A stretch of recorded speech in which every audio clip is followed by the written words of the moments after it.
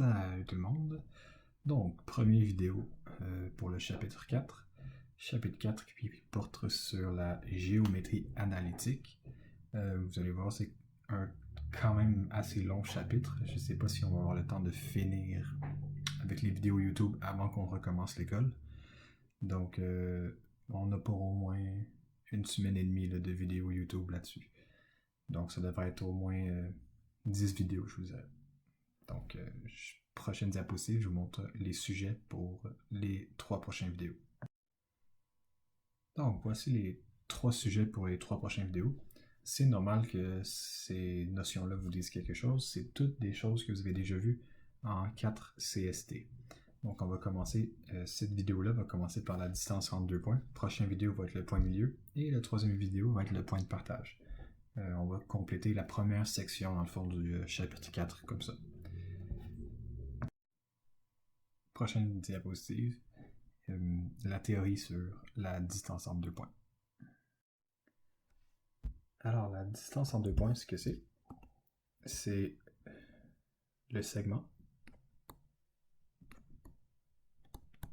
le plus petit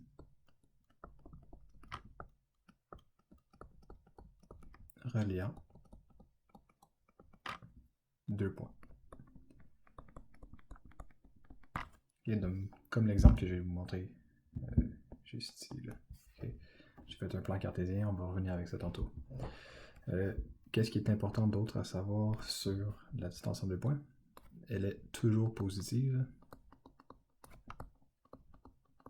Et donc, si un jour, dans vos calculs de distance entre 2 points, vous avez une réponse négative, c'est que vous avez fait une erreur. Okay? Une distance, une longueur, c'est toujours positif. Donc, maintenant, la notation. Quand je veux parler de distance, on ne va pas toujours écrire distance, là, D-I-S, blabla. Si on parle de la distance entre le segment A et B, on écrit comme ça. Distance entre le sommet A et le sommet B égale. OK? Maintenant, la formule. La formule pour calculer la distance entre 2 points. Par exemple, si on prend la distance AB ici, la formule est la suivante. J'écris distance entre A et B est égale racine carrée de x2 moins x1 à la 2 plus y2 moins y1 à la 2. Maintenant, d'où vient cette formule-là? Okay, pourquoi c'est cette formule-là? Donc, on va s'aider avec le petit schéma que j'ai fait à côté à gauche. Par exemple, si le point A, on met les coordonnées y1, x1, y1, puis le sommet B, on met les coordonnées x2, y2. OK? On va se former un triangle ici.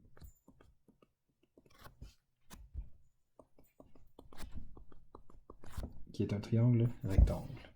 Dans un triangle rectangle, qu'est-ce qu'on peut faire? Vous vous souvenez tous, j'imagine, de Pythagore, A à la 2 plus B à la 2 est égal à C à la 2 pour trouver la mesure des côtés manquants, par exemple. Donc là, si on remarque, je cherche la mesure de ce côté-là ici. Qu'on pourrait dire que c'est le C à la 2. Ce côté-là ici, je peux trouver sa mesure. Et ce côté-là aussi, je peux trouver sa mesure. Donc, si vous remarquez, le côté jaune, ça serait quoi la longueur du côté jaune? Ben, la longueur du côté jaune, je peux la calculer de cette manière-là. Si je regarde le côté jaune, il va de ici, puis ici. Ça, c'est l'axe des Y. Donc, si je veux trouver la mesure du côté jaune, je peux juste faire Y2 moins Y1. Ça va me donner la mesure du côté jaune. Si je regarde maintenant le côté bleu est parallèle à l'axe des X. Donc, ça me donnerait X2 moins X1 pour trouver la mesure du côté jaune. Puis là, ce qu'on remarque, si on utilise Pythagore pour trouver le C à la 2, qui donnerait la distance de AB, ben j'aurais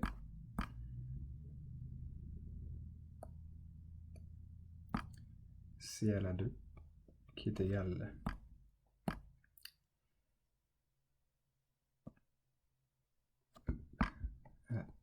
x à la 2 moins x1 à la 2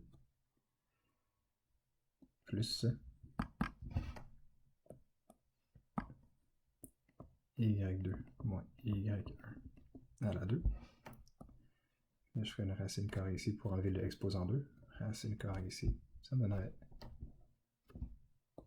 c est égal à racine de x2 moins x1 à la 2 plus y2 moins y1 à la 2. Exactement la même chose que je vous ai montré au début, ici, la formule. Ok, dernière chose que je rajouterais, si vous avez une distance verticale à calculer, qui est distance verticale. Distance verticale, ce que ça veut dire, c'est si votre segment c'était un segment comme ça ici, vertical. Okay.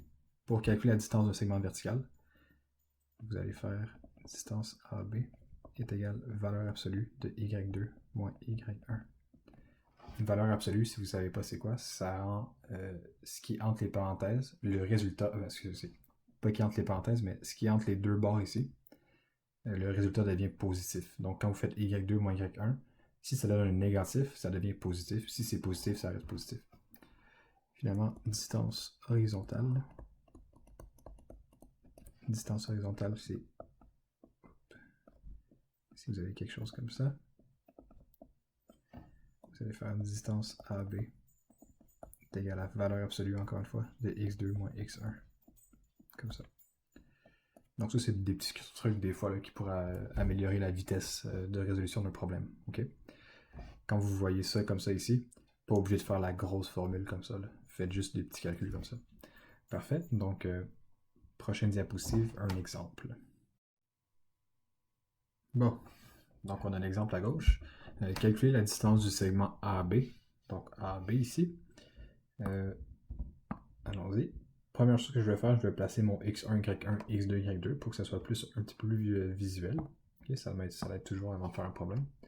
Donc ici, on va dire que c'est x1, y1, x2, y2.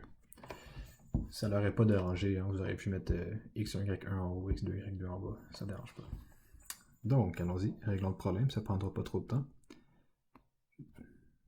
Distance entre A et B est égale à racine de x2 moins x1 à la 2 plus y2 moins y1 à la 2. On va venir remplacer ce qu'on connaît.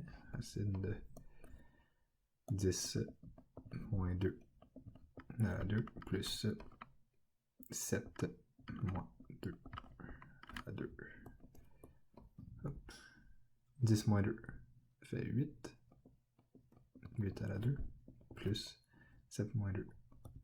5. 5 à la 2.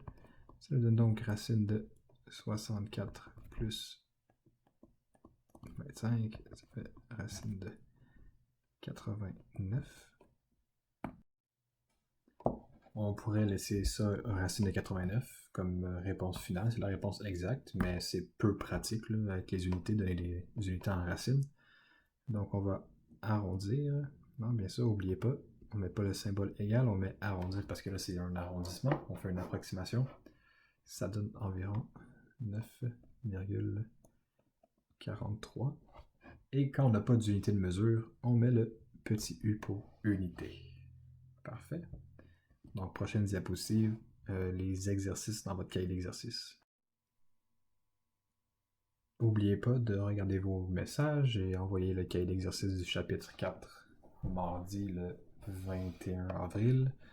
Et aussi, je l'ai déposé dans les ressources sur Mosaïque. Donc, vous avez deux moyens de trouver le cahier d'exercice, désolé. Pour ce qui est de la distance en 2 points, ça va aller assez vite. Vous avez la page 2 au complet à faire et la page 3 à faire aussi. Donc, avant que je finisse ce vidéo-là, je vous invite à aller faire l'évaluation, le test que j'ai fait sur le chapitre 3, sur la factorisation. Le lien est sur Mosaïque. Faites juste cliquer sur le lien, vous allez faire le test. C'est un choix de réponse. Vous remplissez sur Internet. Ça prend le temps que ça prendra, ça ne dérange pas.